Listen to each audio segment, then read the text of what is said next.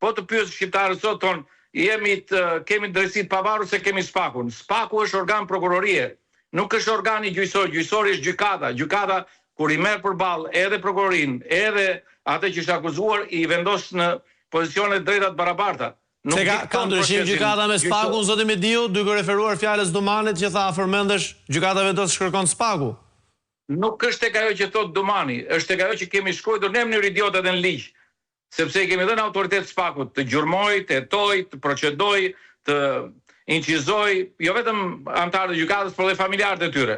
Dhe padyshim ky është një element presioni mbi të gjithë gjyqtarët.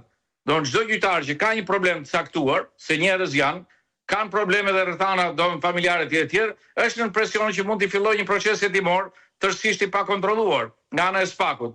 Dhe nga ana tjetër SPAK-un kush e kontrollon vetë SPAK-u. S'ka një sistem kontrol, pra SPAK-u kontrollon gjykatën, kurse SPAK-u kontrollon vetveten. Matoni dot si mund funksionojë kjo? Pra është një gjë që është tërësisht jashtë parimit check and balance, është një situatë absurde. Pra ne kemi vendosur prokurorinë mbi gjykatën. Nëse prokuroria është mbi gjykatën, nuk ka sistem drejtësie. Jemi një sistem inkvizitor, i cili është pak a shumë copy-paste i kohës komunizmit, ku sigurimi i shtetit hetonte, procedonte, e çonte gjykat, mblidhej popullin në përsalla, thoshte tradhtarin litare, gjykata merrte vendimin që do i jepte prokurorin seancën e linçimit, që bëj armiqve të popullit në atë kohë. Kjo është, meqenëse ka një pakënaqësi popullore në raport me politikën, kjo shfrytëzohet për politikë. Unë nuk di në një vend botës ku thuhet që ne kemi drejtësinë pavarur se sondazhet tregojnë që populli e do drejtësinë. Drejtësia nuk është çështje sondazhesh. Drejtësia është çështje procedurash, rregull dhe ligji. Një kazus negativ në një dënim i gabuar në drejtësi është i barazblefshëm me 1000 dënime të drejta. Ky është kazusi, ky është themeli i politikës drejtësisë. Duke sigurisht më tepër bëhet në emër të popullit se sa në emër të faktit.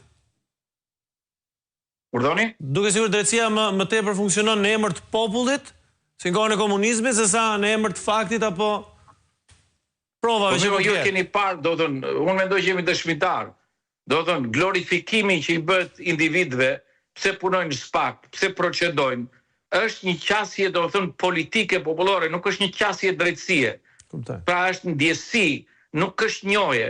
Unë nuk mendoj që dikush e di se çfarë po procedohet, po e marrë dhe në rastin e kundërshtarëve politik, se për çfarë po procedohet Belinda Balluku apo Erion Veliaj, dakor? Nuk e din në thelb kush është akuza apo Arben Ahmetaj, por vetëm fakti që shiko kush janë politik nga pozita dhe nga opozita, kjo i jep popularitet një institucioni. Dhe kjo ka ndodhur në Amerikë. Prokurorë të cilët procedojnë figura politike për t'i marrë pastaj vendi për të kandiduar për senator dhe kongresmen. Procedimi politik ka ndodhur edhe në Shtetet Bashkuara të Amerikës kundër presidentit Trump. Dhe do t'ju them edhe atë që pagjat forumit IDU-s është në shumë vende e majta apo e përdor drejtësinë për të pas një lloj revanshi politik dhe për të shkatëruar opozitën. Ndodh në Gjergji, ka ndodhur edhe në Korenë e Jugut, ka ndodhur edhe në vende të tjera, pra nuk është një histori e cila është vetëm shqiptare, është një histori e ndërtuar në mënyrë politike të qëllimshme të tillë. Çdo gjë që u bë për t'i dhënë autoritet dhe kontroll Partisë Socialiste. Por ktheuni pak dhe shikoni, kush e bëri vetingun?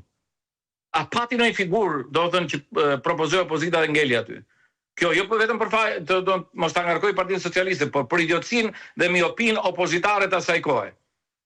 Ne futëm në procesin e vetingut njerëz që 90% e tyre u kundërshtuan nga OMN-ja, nga organizata ndërkombëtare. Po prapë ngelën veting.